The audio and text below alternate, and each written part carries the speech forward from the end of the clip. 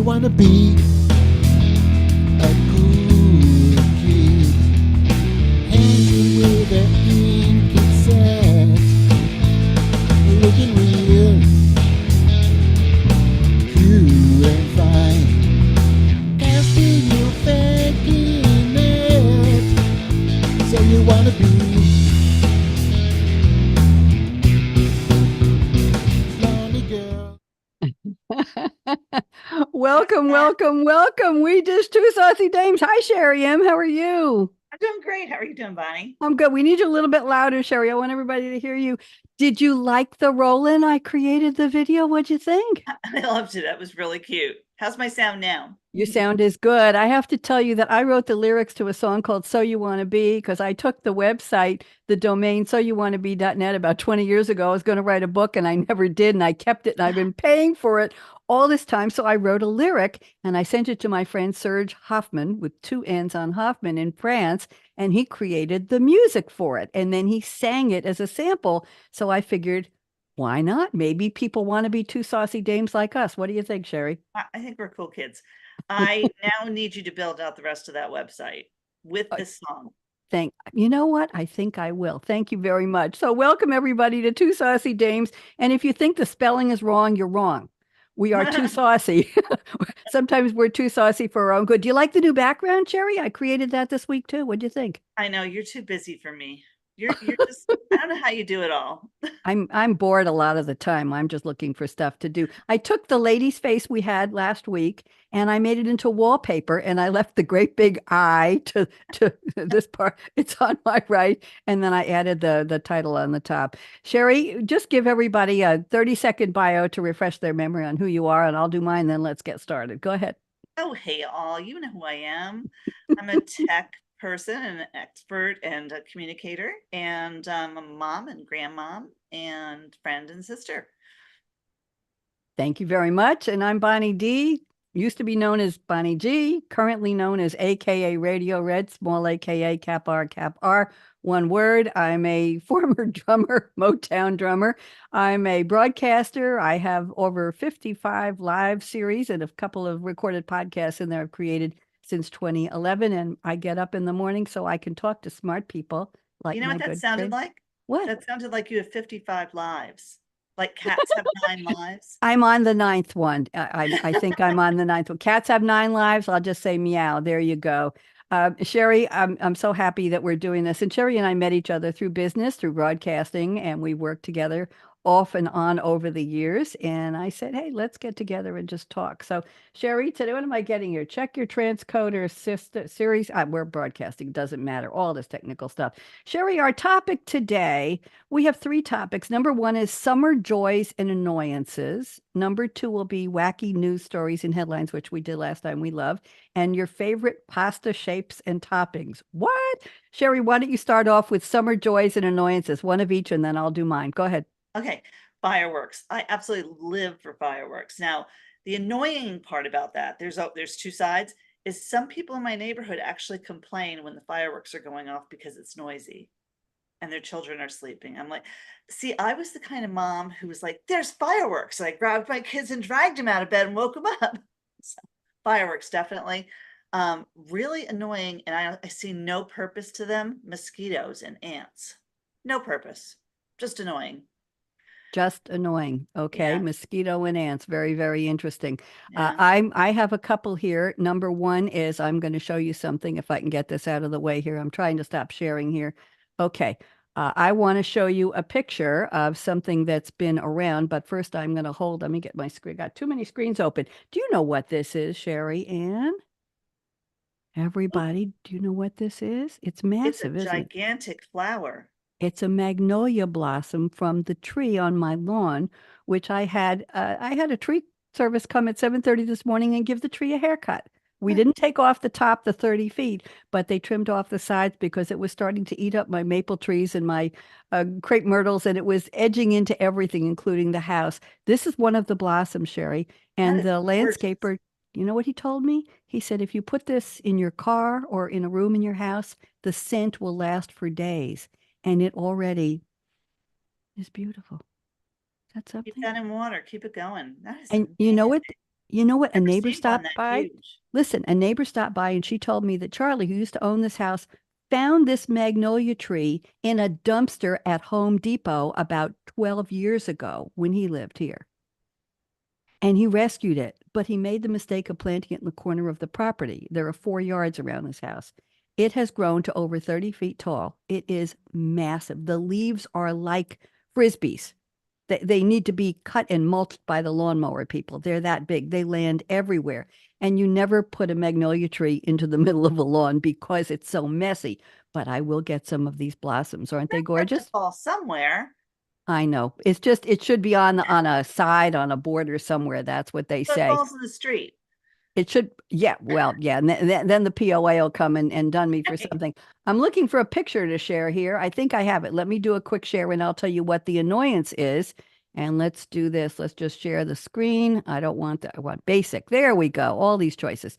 Desktop. I'm going to share the desktop and I'm going to show a picture of, here we go. Everybody take a look. This is a cicada. If you can see this, I'm going to get my notes out of here. Nobody's supposed to know we have notes. This is a cicada.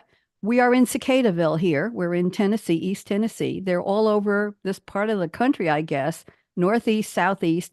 And cicadas are flying everywhere. They land on anything that is steady. They'll land on the side of the house, the cracks in the sidewalk. They'll land on your deck. They would land in your hair if you stood so long enough. They fly and they have a chorus, Sherry. So this is a picture of a cicada sitting on a begonia leaf in my front window boxes in my front porch. What do you think? Is that something? See the red You eyes? know, it's beautiful. Do they do any damage? I mean, I know they're annoying, the Well, noise and they only come every 17 years, which right. is very, very interesting.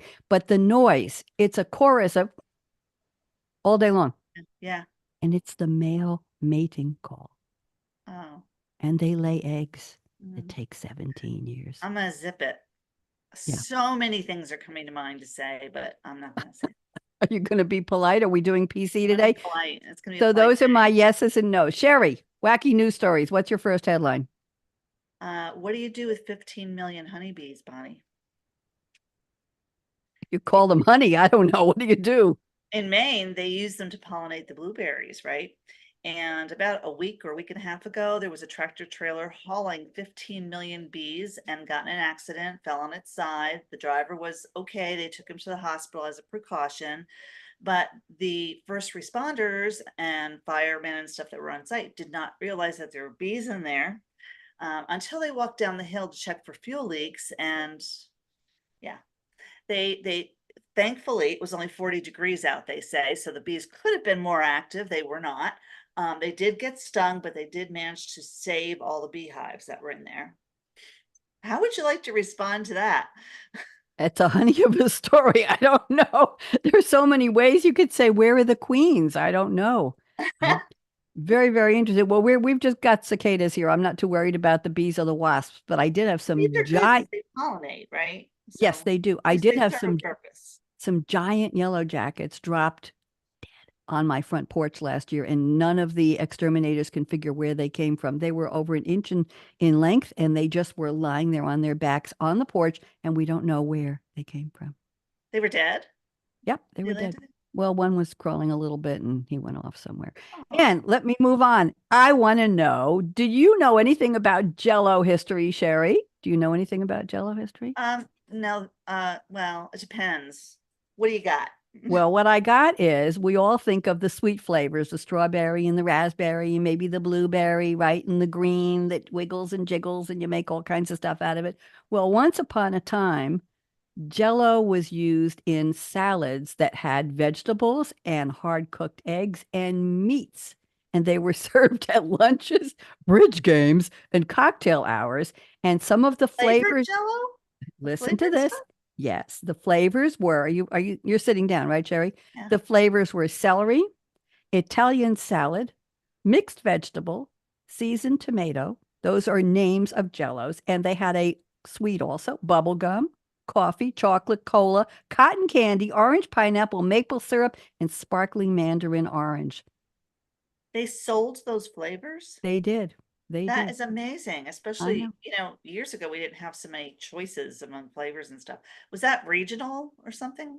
I think it was national because it just says here, the title says Jell-O was always a natural pairing for desserts with flavors like lemon, lime, cherry, working beautifully in recipes with fresh fruit, marshmallows, and whipped cream. Mid-century, savory Jell-O recipes were very popular. Molded salads with veggies and eggs. Not surprisingly, the creators of Jell-O introduced and subsequently discontinued dozens of flavors, hoping to keep the Jell-O craze alive. And I read you the flavors. Interesting. By the 80s, the popularity dwindled, especially for savory, and they focused on sweets and snacks for kids and families. What do you think of that? Almost, Pretty. see, there you go. We're both too young to remember that. Oh, thank you very much. I love you too. Sherry, what's your second wacky headline? There's more going on in grocery stores these days than you realize. A young woman, 34 years old, was found living inside the sign for a grocery store. There was enough room in there for a computer, printer, and a coffee maker. Have you heard this? I did. And she had a floor there too. She put in some kind Yeah. of a floor. Yes. The sign was about 5 feet by 8, which that's a decent, if you're homeless, that's a decent enough sized room. And she probably wouldn't have been found out, but she needed electricity. So she had a cord running up there. And some workers were like, what's this cord for? She was there for almost a year. What did she do in the weather though? I don't Was she know. under the sign? What if snow, rain? Inside the sign, it was like a box inside the Oh sign. my It was God. like a room inside there. That's And very trust me, clever. whatever weather was in there was better than just being outside, right? That's very clever. Well, I watch a show on what is it? On I think it's CBS. Yes, So Help Me Todd with Marcia Gay Harden and Yeah. Skylar Austin, and she is an attorney, Margaret Wright, and her son is Todd Wright, who is a PI, a private investigator who lost his license, got it back, and he works for her law firm part time. But he's dating a woman who runs the little convenience store, the gift shop in the office building where they are, and he asked her where she lives. She's living on the empty 23rd floor of this huge office building, and she set up a whole little enclave on this empty floor in a very fancy office building, and she's living there. She's squatting, and she said, "There's so much empty office space. Why doesn't somebody just Yeah. take advantage of? There must be power up there somehow." So she's living there, but he can't tell anybody. Interesting. I wonder what people did during COVID, the homeless people on the streets. Wouldn't you think that's a great idea? Go use those empty offices. Kind of is. And we know companies that had a lot of office space, but we're not going to talk about those. I have a fun AI story for you, Sherry. Don't Okay, be let's hear it. fooled. The Met Gala, I don't know if you saw all the fabulous or not so fabulous, really wacko gowns. Katy Perry was supposedly there. People said they saw her, but it really wasn't Katy Perry. She was rumored to be attending, but she didn't. However, somebody made AI generated photos of her attending the Met. At first, in the first photo, she wears a cream colored floor length ball gown trimmed in moss. The theme was the garden this year. Perfect for the dress code. It was the Garden of Time, allusion to the 1962 J.G. Ballard short story. The image is decent, if imperfect, rendering her looking pretty good. However, they had the wrong color for the carpet at the Met Gala, and there were no flowers, and there were real plants and flowers at the real Met Gala. Another photo showed her wearing a different dress with a short skirt made of flowering greenery. This time they had the color of the carpet correct, and her face looked better. Apparently, her mother said, "I thought you were not at the Met Gala." And she said, "No, I wasn't." Yes. So people complimented her. She said, "Mom, the AI got you too. Beware." What do you think of that? What a great little promo for Katie, though. Absolutely, that they picked her out of all of them. Do you have one more? Yeah, politics. It's a tough gig. I know we said we wouldn't talk about politics, but this Okay. one, a West Virginia candidate was bitten by snakes cleaning up his signs. After an election, you're supposed to go out within 24 hours and clean up your signs. Uh, And he was doing that, and he was bitten by snakes. And luckily, a passerby who, I don't know if they voted for him or not, stopped and took him to the hospital. He'll be in the hospital for several days. So it gets tougher and tougher out there all the time on the political trail. The worst part is he lost the election. whether the snakes are inside or outside is another question, Sherry. Oh, yeah, we could go there. We're But not. these were We're, outside. we're not. I have one more for you. Have you ever heard of the betches? It's the B word we don't say, but the I has been replaced with an E. Have you ever heard of them? Yeah, I think I have. Okay. It's a women's media company. It started as a raunchy college blog. It is a rare financial success story. On a cold February morning, Betches Media, Betches, the millennial and Gen Z women's humor company known for Instagram memes, was celebrating its 13th birthday. They joked about a Betch mitzvah. I'm not even going to say that. There was a toast, there were cakes. They have 63 employees. It has become one of the digital media landscape's big stars. It was early to the phenomenon of viral content as a foundation for digital media companies, never took an outside investment, unlike most of the other companies. The owners, I don't know their first names, but there's a Ms. Abraham, a Ms. Sage, and a Ms. Drexler, 34 and 35 years old, have known each other since fifth grade, and they grew up in Roslyn, which was a suburb of Long Island near where I live. They started an anonymous humor blog called Betches Love This Site, S-I-T-E, while they were seniors, roommates, and sorority sisters at Cornell back in 2011. It satirized their affluent social cohort, going heavy on shock value, a guide to drinking recommended shots. I won't even go into that. Later, they dropped the word site, S-I-T-E, from the blog. They turned it into a book deal, then a website, then a media company anchored by a dozen Instagram accounts. Their main profile now, are you ready? 9.2 million followers. Wow, that's awesome. They post short form videos and other jokes from around the web that are intended to be relatable enough to DM, direct message to friends. The bio reads, POV, you are the funniest friend in your group chat. One of their greatest hits is American Girl dolls ranked by betchiness. I And have they to see that. recently, Taylor Swift liked a post. What do you think about that? Taylor Swift liked one of their posts, and that made them even more famous. What do you think? Would That you ever had the nerve to that do is something like that? pretty that's awesome. I think when you're in college, you can do stuff like that, especially as a female. As a man, you can get away with pretty much anything, but let's not go down that path. But I think in college, you can get away with being outrageous and it's not going to affect your career long term and it should just be fun. But yeah, it's really cool. It turned into some business venture for them. Absolutely. Yeah, Smart ladies. I yeah. can't say girls, smart ladies. We were going to do the last one is favorite pasta shape and topping. But before we do that, I have a quick, quirky question for you, Sherry, and you can Uh-oh. reverse it and ask me if you were going to be a new crayon in the Crayola box, the big one, not the little 12 one, not the 64, the 128 or whatever, the 5,000 box, what would the name of your color be? Sunshine on my shoulders. Oh, Sherry. Wow. Why? Well, yellow is my favorite color. I can't wear it well, but it is my favorite color. It makes me happy. And the particular shades of yellow I like are more like that, like soft, muted, and, wanting to give someone a warm hug. It just feels warm and comfortable. Huggy yellow. Can I tell you a little yellow story? May I? Yeah. A year ago on Mother's Day in 2023, my son, very busy businessman and attorney, he visited me for Mother's Day weekend. And as he was leaving on Sunday, taking his rental car back to the airport, we walked outside and two yellow finches had a lit on the bird feeder or the edge of the flower box right outside the porch of my house. And I stopped because my mom, my beloved mom, Ruth, passed away, and her favorite color of roses was yellow.